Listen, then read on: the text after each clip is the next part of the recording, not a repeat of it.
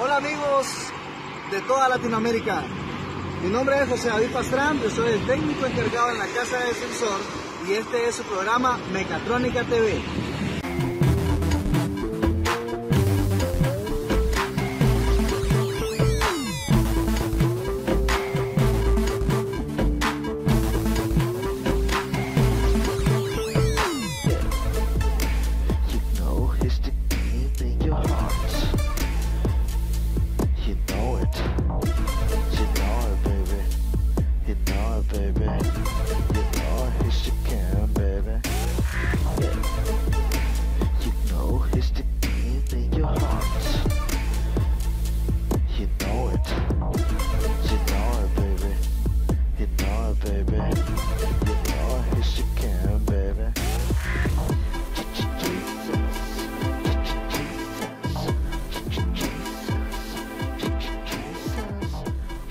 Mecatrónica TV. Me encuentro en una de las calles de mi preciosa capital, Managua, Nicaragua, desde donde estamos transmitiendo este programa especial, la primera edición de Mecatrónica TV. ¿Qué es la mecatrónica? Veamos a continuación. Mecatrónica TV.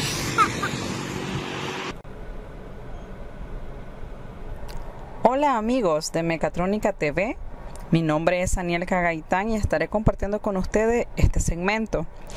¿Se han dado ustedes cuenta de cómo va cambiando el mundo?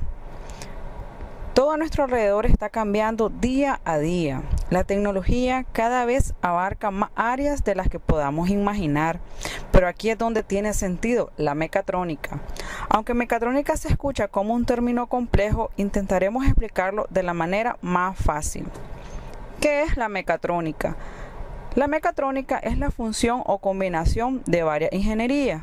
Pretende ser la ingeniería de precisión por excelencia, combinando 4 disciplinas: ingeniería electrónica, eléctrica, ingeniería mecánica, ingeniería informática e ingeniería de control. Cada una de estas 4 disciplinas comprende diferentes áreas que comparten las demás. Podemos apreciar en la gráfica cómo están relacionadas todas estas ingenierías. Así vemos que la ingeniería electrónica comparte el área de la electromecánica con la ingeniería mecánica. La ingeniería mecánica comparte el área de diseño, fabricación e ingeniería asistida con la ingeniería informática. La ingeniería informática comparte el control digital con la ingeniería de control y cerramos el círculo con la ingeniería de control, que comparte el control electrónico con la ingeniería electrónica. Todo esto es lo que llamamos ingeniería mecatrónica. El término mecatrónica nació en Japón, lo introdujo la compañía Yaskawa Electric hacia principios de los años 70. Patentaron el término para proteger sus actividades que tenían por objetivo la realización de actividades de diseño y construcción que incluían sistemas y componentes electrónicos a mecanismos o estructuras de mucha precisión. Luego, el término de mecatrónica inicia a utilizarse en Estados Unidos y Europa con el fin de unificar las ingenierías, como lo explicamos en el gráfico anterior. En la actualidad, la mecatrónica es un término asociado a la ingeniería en el que existe un nivel muy alto de combinación de sistemas mecánicos con la electrónica y el control por ordenador. En vista que abarca áreas muy amplias y complejas, la mecatrónica tiene muchos campos de aplicación y desarrollo. Ha venido a revolucionar toda la ingeniería, unificándola de manera integral.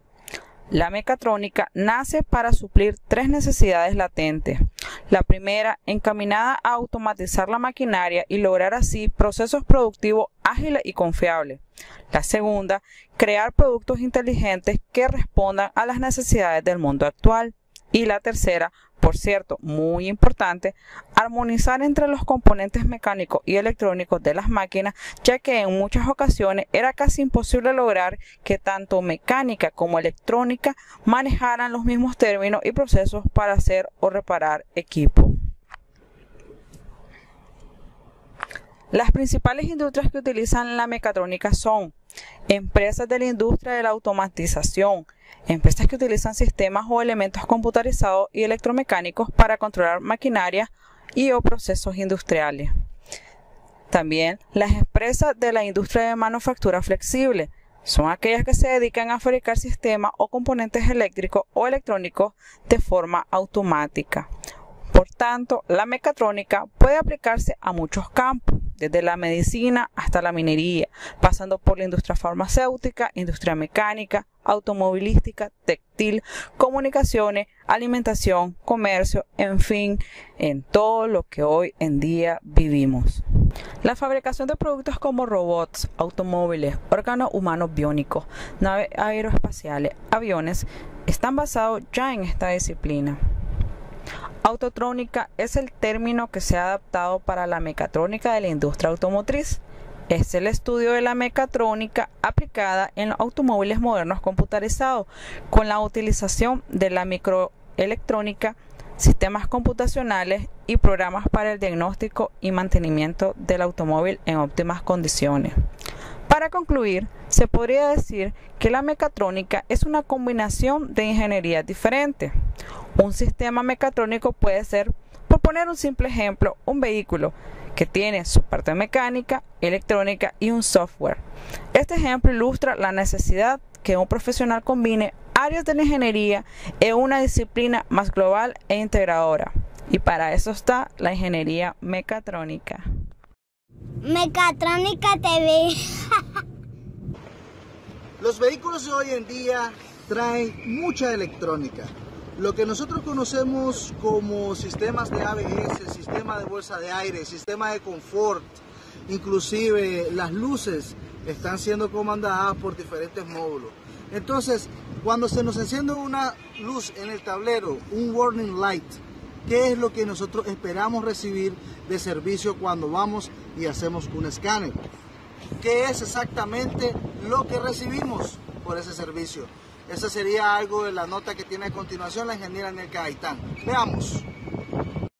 Mecatrónica TV. Es un verdadero placer para mí estar compartiendo con ustedes. Yo soy Anielka Gaitán de Mecatrónica TV. Los vehículos con sistemas de inyección de combustible controlado electrónicamente hacen uso de una computadora interna, conocida como SU, para controlar todos sus sistemas y funciones. Por ejemplo, el sistema de inyección electrónica, el sistema de freno, la transmisión, las revoluciones. Monitorean los sensores del vehículo y envían señales a unos actuadores para que se lleven a cabo las operaciones correctamente. El escáner automotriz permite acceder a la información que estas computadoras generan en caso de un estado de error, ofreciendo datos precisos acerca de una anomalía que de otro modo podría ser difícil de diagnosticar. Universalmente hay un puerto que se conoce como OBD2, aunque ciertos fabricantes tienen su propio puerto, que significa computadora de diagnóstico a bordo. Este sistema es estándar a partir del año 1996 en adelante y emite o graba un código único para cada efecto o fallo que pudiese tener el automóvil. De 1995 a años anteriores se utilizó el OBD1, el cual debía extraer los códigos por método de flasheo. En las próximas entregas estaremos profundizando esos temas. ¿Qué funciones podemos realizar? Esto va en dependencia del tipo de escáner y el alcance que estos tienen. Mencionaremos las más comunes. Borrar los códigos de error. Esta función borra todos los códigos de error almacenados y otros de la información de diagnóstico. Detecta todas las SU instalados en el coche y lee todos los códigos de avería en caso de existir. Medición de valores. Programa de lectura de datos en directo como muestra de la velocidad del motor, tensión de la batería, sensores de oxígeno, temperatura del refrigerante, entre otros. Los valores se pueden visualizar en gráficas. Prueba de actuadores. Por ejemplo, encender la bomba de combustible, bloqueo o desbloqueo de ruedas, bloquear o desbloquear las puertas, corte de combustible, entre otros. Todo depende de las operaciones que traiga el vehículo. Funciones de programación adaptación. Esta característica es de gran importancia porque en todos los vehículos de motor, como los sistemas de unidad de control, inmovilizadores, bolsas de aire, alarmas, órganos de control de unidades y algunos otros, requieren que se realice la reposición de los procedimientos de programación. Se hace después de reparación de automóviles o incluso después de realizar la configuración de la unidad de control. Cabe señalar que algunos escáneres solo leen los códigos de falla, lo cual no sirve de mucho si no tienes el manual que diga el significado del código de falla, además de no poder monitorear el funcionamiento de los sistemas ni tampoco poder simular funciones. Sin embargo, existen todavía muchas áreas y componentes que salen de la cobertura de estos equipos. Muchos propietarios de vehículos, al menor problema en sus autos, tienen la idea de llevarlo a escanear con el fin de determinar en dónde se origina el problema, pero con este procedimiento en muchas ocasiones no se encuentran respuestas.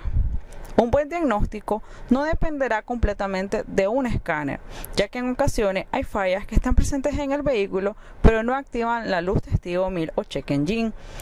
Es más, nos llevamos la sorpresa que no existe ningún código de error o dato que nos permita aclarar o solucionar el problema.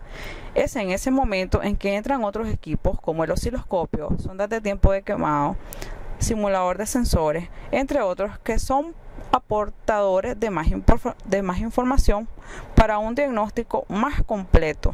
Y cabe destacar que esta etapa no es la reparación de la falla, sino la localización de un área comprometida para ser revisada a mayor profundidad por el experto.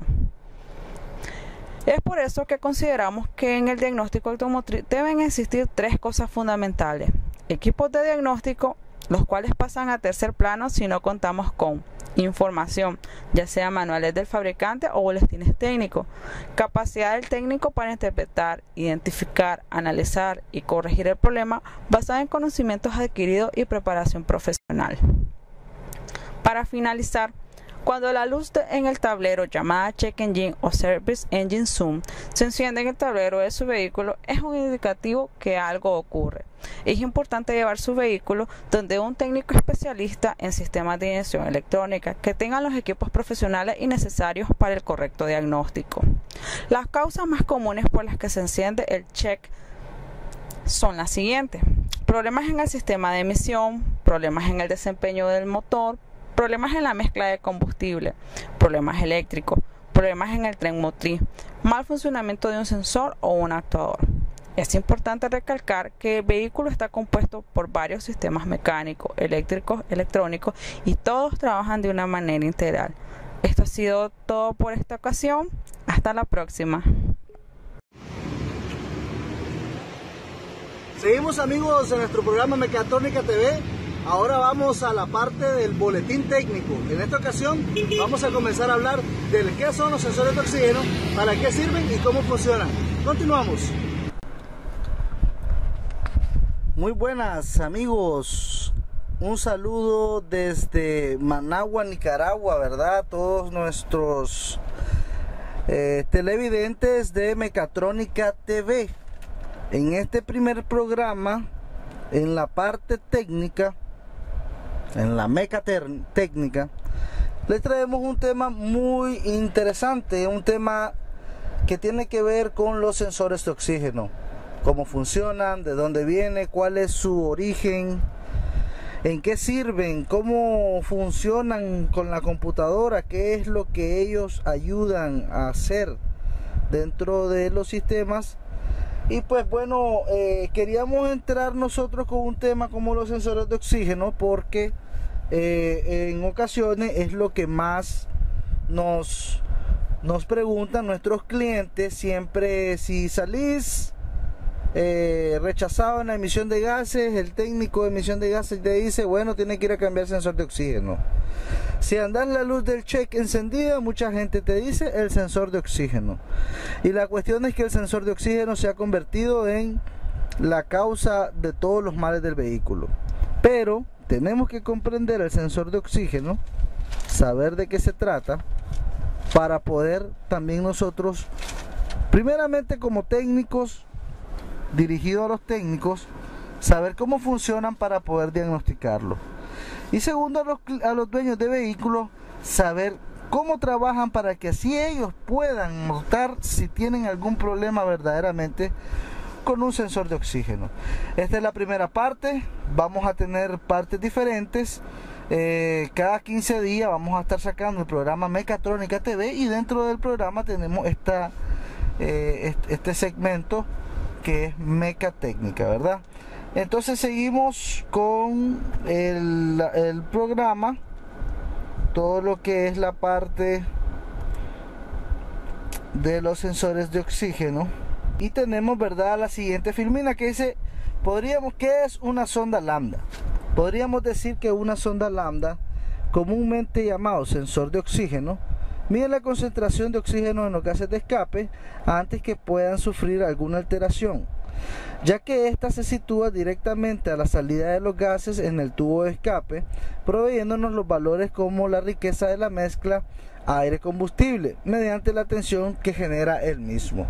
O sea, el sensor de oxígeno lo que hace es reaccionar al oxígeno, a los iones positivos del oxígeno, a los electrones cargados positivamente, y de esa manera produce una tensión, un voltaje. Si podemos ver nosotros en la imagen, ¿verdad? Tenemos abajo en la parte derecha, en la parte derecha de su pantalla, dos oscilogramas, ¿verdad? Un oscilograma dice Normal Operation, y ahí podemos ver nosotros un sensor ciclando a través de los 450 milivolts o 0.45 volts, que significa que el sensor está trabajando y la mezcla está estoquiométrica.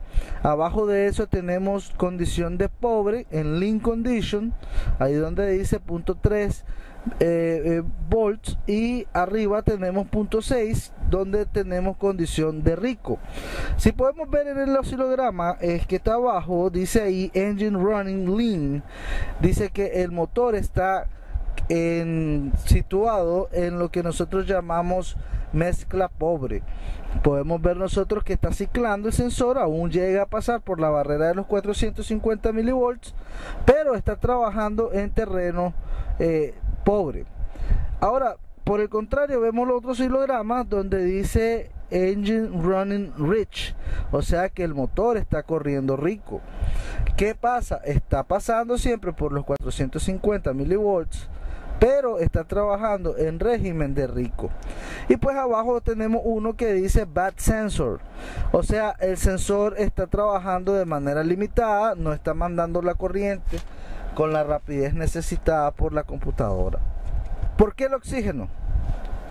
¿Por qué tendríamos nosotros que estar pendiente del oxígeno? Bueno, nuestra atmósfera se compone de un 20.946% de oxígeno y un 78.084% de nitrógeno, y el restante pues son otros gases ahí que están en menor presencia. En la combustión, el oxígeno sirve como comburente, mientras el nitrógeno no se quema, de manera que es conveniente saber cuánto oxígeno resultó de la quema y de la mezcla del oxígeno y del carburo. O sea, del hidrocarburo, perdón. O sea, cuando nosotros tenemos una mezcla de aire combustible, estamos nosotros buscando siempre cómo combinar el oxígeno con el hidrocarburo. Pero del aire que se toma del exterior también nosotros tenemos gases como el nitrógeno, y en grandes cantidades. Podemos ver que representa casi un 80% de los gases que están presentes en la atmósfera. O sea, ese gas entra pero no se llega a quemar, no se combustiona junto con el oxígeno. Entonces nosotros tenemos gases residuales donde tenemos altas concentraciones de óxido de nitrógeno, el gas NOx, que son altamente dañinos para la salud. ¿Qué es el triángulo de fuego? Bueno, el triángulo de fuego es también conocido como el triángulo de la combustión, un modelo que describe los elementos necesarios para generar la mayor parte de los fuegos. Necesitamos combustible, en este caso hidrocarburo o HC, Comburente, que sería el agente oxidante o el oxígeno, y energía de activación, que sería la chispa. O sea, necesitamos los tres elementos para que podamos tener una combustión idónea: el comburente, que sería el oxígeno, el calor o la fuente de activación, la chispa, y el combustible, que sería el que está aportando la energía que tiene químicamente. Estamos transformando esa energía en un impulso a través de explosiones dentro del cilindro en los motores de ciclo Otto. ¿Cuáles son las condiciones para que este triángulo de fuego se dé satisfactoriamente? Bueno, podemos ver ahí que sin el calor suficiente el fuego no puede comenzar ni propagarse. Sin el combustible el fuego se detiene, y sin oxígeno no puede comenzar ni propagarse, igual que en la primera condición. O sea, necesitamos esos tres elementos que estén balanceados para que pueda existir una combustión lo más cercano a lo ideal. Ya vamos a ver de qué estamos hablando.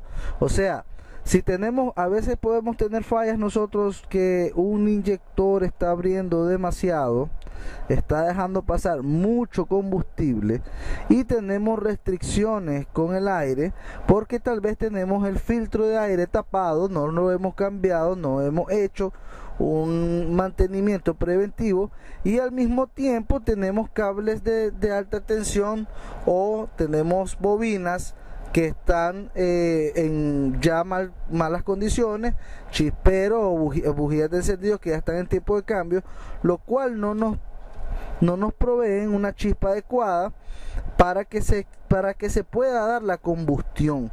Entonces podemos tener nosotros altas concentraciones de hidrocarburos sin quemar, y eso lo vamos a ver nosotros en los códigos de sensores de oxígeno. O podemos ver el caso contrario, donde tenemos demasiado aire entrando y poca gasolina, y eso también nos puede estar creando códigos. La nomenclatura de la combustión. Esto es algo, se podría decir que es un poquito complicado, pero es necesario que lo entendamos, porque es la verdadera fórmula de trabajo que tiene el motor. Antes de conocer la nomenclatura de la combustión, debemos manejar los siguientes conceptos. 1. Mezcla estequiométrica. Es la relación ideal entre el aire y combustible para que la combustión se realice de modo más eficiente. O sea, la mezcla estequiométrica es cuando nosotros estamos combustionando perfectamente toda la mezcla y no vamos a dejar residuos, no va a quedar ningún residuo contaminante, porque se supone que todo en la mezcla se va a combustionar, lo cual no puede ser. ¿Por qué? Porque siempre vamos a tener, por diferentes factores, residuos contaminantes, gases contaminantes. Entonces nace lo que nosotros conocemos como el factor lambda, comúnmente designado por la letra undécima del alfabeto griego. Lambda representa la proporción aire-combustible en peso, en forma de proporción estequiométrica de la mezcla de 14.7 partes de aire en peso por una parte de combustible en peso. ¿Ya? Esto es para los motores de cilindro con ciclo Otto. Entonces se podría decir lo siguiente: 14.7 partes de oxígeno. En este momento podemos decir tal vez gramos, podemos decir litros, podemos decir cualquier cosa que pese. Las cantidades no son son relativas, simplemente necesitamos que tenga la misma cantidad de partes. O sea, 14.7 partes de oxígeno por una parte de combustible es igual a lambda, y lambda es igual a 1, y 1 es igual a mezcla estequiométrica. ¿Me entendieron? Bueno, lo repito: nosotros tenemos que tener una mezcla equilibrada para que se pueda decir de que el vehículo está maximizando todo la fuerza, el poder que tiene, ¿verdad? La gasolina en forma química, nosotros la vamos a transformar. Entonces, para eso necesitamos, y que no deje ningún residuo la mezcla, 14.7 partes de oxígeno por una parte de combustible. Eso va a ser igual a lambda. Por eso se llaman sondas lambda, porque están midiendo lambda. Entonces, lambda es igual a 1. ¿Cuándo es lambda igual a 1? Cuando la mezcla está estequiométrica, lo que significa que está perfectamente equilibrada entre 14.7 partes de oxígeno y una parte de combustible. Entonces podríamos decir, como tenemos ahí la ecuación más abajo, que lambda es igual a la mezcla real entre la ideal igual a X sobre 14.7. Ese es el algoritmo que tiene la computadora y por medio del cual ella determina si está o no eficiente en el consumo de combustible el vehículo, y así puede o no activar códigos de fallas relacionados con sensores de oxígeno. Así es el caso de la computadora. La computadora siempre va a buscar lambda todo el tiempo. Esa es su tarea. Bueno, vemos también que tenemos ahora que ya sabemos estos conceptos de lambda y la cantidad adecuada que tenemos que tener en una mezcla, vemos también de que en la combustión ideal tenemos oxígeno más hidrocarburo, e idealmente nos tendría que dar de resultado dióxido de carbono y agua o H2O. Eso es en la parte ideal. Claro, no se va a cumplir. Entonces ahora tenemos la combustión real, donde siempre tenemos el oxígeno combinado con el hidrocarburo, pero ahora tenemos resultados como dióxido de carbono, agua, monóxido de carbono, oxígeno que no se quemó en la combustión y el gas NOx, que es la combinación de oxígeno más nitrógeno, y este es uno de los gases más letales, al igual que el monóxido de carbono y el dióxido de carbono. Todos estos gases son letales para el medio ambiente y para la vida humana. Entonces, ¿quién es el que nos ayuda?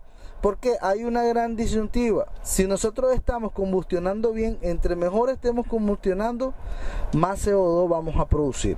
O sea, el CO2 siempre va a salir alto, ¿ya? Siempre va a salir alto cuando nosotros hagamos los exámenes de emisión de gases, y usted puede ver que en hidrocarburo va a estar bajísimo y en el CO va a estar alto. Entonces, ¿eso por qué es? Porque entre mejor combustiona, más producimos ese gas.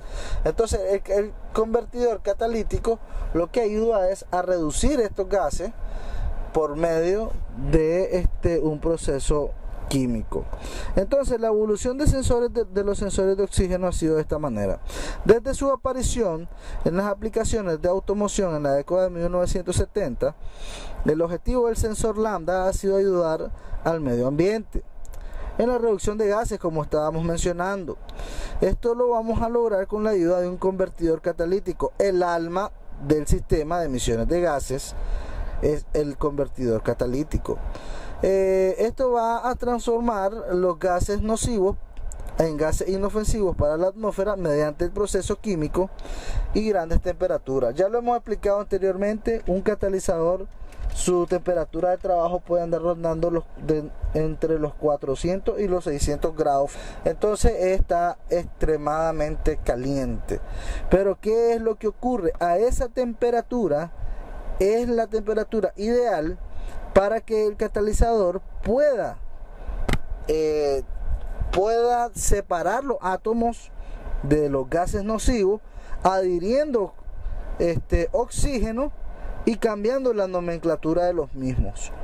¿Cómo tenemos gases de hidrocarburo, tenemos CO y tenemos NOx entrando en la etapa de reducción. Como miran ustedes ahí el catalizador, ese catalizador tiene dos partes, tiene una parte que es de reducción y después tiene una parte que es de oxidación. En la parte de oxidación entonces es donde se adhiere oxígeno y se cambia, y entonces ahora tenemos más CO2 y tenemos H2O, ya tenemos H2O como resultado, y nitrógeno, como ya le había dicho, que no se quema. Ahora, ¿cuál es el objetivo de tener dos sensores de oxígeno? Bueno, un sensor de oxígeno que va adelante del catalizador está monitoreando directamente la mezcla para decir a la computadora cuál es la relación de lambda, o sea, cómo está la mezcla oxígeno-combustible. Y tenemos un segundo sensor de oxígeno que va a la salida del catalizador, pero lo que está haciendo es viendo cuál es el estado de salud del catalizador. ¿Por qué? Porque el catalizador no se supone que tiene que dejar pasar el oxígeno. El oxígeno es el arma que el catalizador usa para descomponer los gases nocivos. Entonces, si él comienza a perder oxígeno, entonces vamos a tener siempre un código que se va a llamar P0420, que es capacidad del catalizador por debajo del umbral, o sea, no retiene más oxígeno, ¿ya?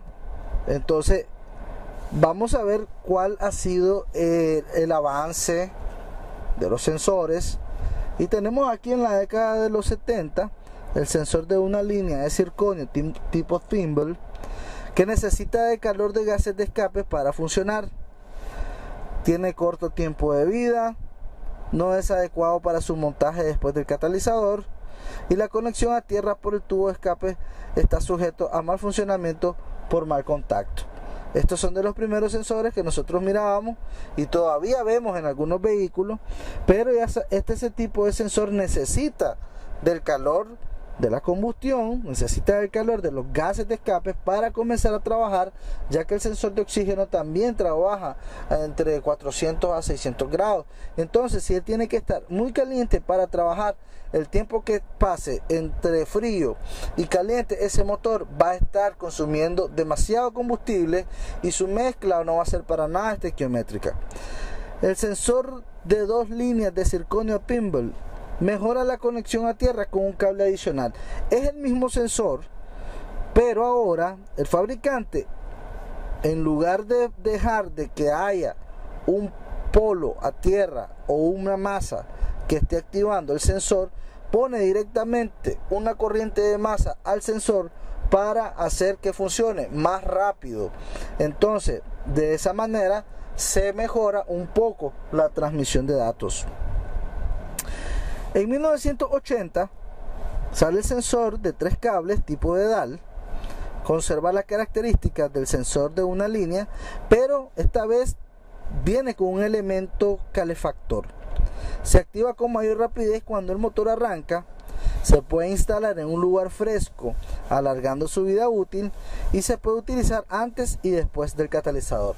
Ya saben lo que dicen: si un motor calienta el cabezote o la culata, o hace lo que se conoce como overheating, sobrecalienta el motor, puede ser que nosotros tengamos problemas en los sensores de oxígeno y en el catalizador. Aún después de que hayamos hecho reparaciones mecánicas, puede ser que estemos teniendo códigos de sensores de oxígeno. ¿Por qué? Porque los sensores de oxígeno sufren con el calor. Y como pueden ver, este sensor de oxígeno nace con la idea de apartar un poco el sensor, ponerlo un poco más largo de los gases de escape, porque él ya no necesita calentarse, sino calentarse con los gases de escape, pero sí se calienta a través de un circuito calefactor interno, una resistencia a la cual se le está poniendo un pulso por medio de la computadora, y nace también el monitor del circuito calefactor del sensor de oxígeno. En la década de 1990, el sensor de 4 cables de circonio de thimble conserva las características del sensor de 3 líneas, pero pero ahora combina una mejor conexión a tierra del sensor, y al igual que todos sus predecesores hasta ese momento también necesita aire del exterior. ¿Cómo es esto? Ok, si nosotros vemos esta figura que está, se mira el sensor transversalmente, tenemos las líneas aquí positivo, negativo, y abajo tenemos un positivo y un negativo que dicen heater terminals, y arriba dicen sensor terminals. O sea, las líneas de arriba son para el sensor de oxígeno y las líneas de abajo son para el circuito calefactor. Entonces, aquí donde dice heater, ahí está el circuito calefactor, que es una resistencia. Entonces, el sensor, si ustedes han visto en la parte donde salen los cables, de donde sale yendo para el cepo, ahí hay unos hoyitos que tienen como un filtrito blanco por dentro. Eso es para tomar una muestra de oxígeno del exterior, ya que el principio del sensor, para explicarlo de esta manera, es el siguiente. Usted va a tener aquí adentro del sensor oxígeno, y en el escape va a haber oxígeno que está saliendo como resultado de la combustión. Si usted tiene más oxígeno en el escape o en los gases de escape que en el exterior, entonces no va a ocurrir una migración de los iones positivos del oxígeno hacia los gases de escape por diferencia de potencial. ¿Por qué? Porque hay suficiente oxígeno. Pero si nosotros tenemos poco oxígeno en los gases de escape, entonces sí va a haber un pase, va a haber una migración de los iones positivos de oxígeno que hay dentro del sensor hacia los gases de escape, lo cual va a producir la tensión que nosotros vemos. Esa tensión en diferentes sensores puede ser desde 0.2 voltios o 200 milivolts hasta 900 milivolts o inclusive hasta 1 volt, y hay sensores que trabajan de 1 volt a 5 volts, que son los sensores de titanio, e igual también tenemos los sensores de banda ancha que trabajan de manera diferente, y ya la vamos a explicar a continuación. Tenemos el sensor de aire de titanio también, ¿verdad? Es un sensor de cuatro líneas. Revoluciona el diseño del sensor, ya que no necesita aire del exterior, que era lo que estábamos hablando con el otro sensor, y esto permite que sea usado en condiciones bajo el agua, y con frecuencia se usa en vehículos 4x4. Tenemos el sensor también muy importante, el sensor de 4 cables aire combustible, controlador AF. Mucha gente me pregunta qué es eso. Aquí les voy a explicar. Mucha gente anda buscando sensores para su carro y se le hace la pregunta, ¿es AF o es normal? No sé. Ok, entonces vamos a explicar un poco qué significa AF. El sensor AF es una tecnología nueva que ofrece una salida linealmente proporcional. Esto le permite a la computadora o a la ECU o a la unidad de control que ajuste la cantidad de combustible casi al instante y a seguir más de cerca las cambiantes situaciones de la mezcla. Podemos ver aquí en el gráfico cómo trabaja un sensor de oxígeno, y a un lado vemos una tabla con una línea, y vemos abajo que dice Air Fuel Radio, o sea la mezcla aire combustible, y tenemos 11, 12, 13, 14, 15 y 6. Entonces nosotros ya sabemos cuánto es la cantidad de aire que necesitamos para que la mezcla sea estoquiométrica. Correcto, 14.7 partes. Por una parte de combustible vamos a tener una tensión, como vemos aquí, ¿verdad? En la amplitud tenemos tiempo y tenemos amplitud. Entonces en la amplitud tenemos nosotros un voltaje, y eso es lo que el sensor va a grabar. ¿Cómo lo hace? Ok, aquí podemos ver en la computadora y en el sensor, ahí dice to F main relay, o sea, aquí va a haber un relay que trabaja para todo el sistema de inyección electrónica, y tenemos un relay que trabaja con el sensor AF o controlador AF. ¿Cómo trabaja ese sensor? Ok, el sensor tiene un circuito calefactor que está activado dentro de la computadora por E03, activa una corriente y entonces aquí después vamos a tener nosotros otro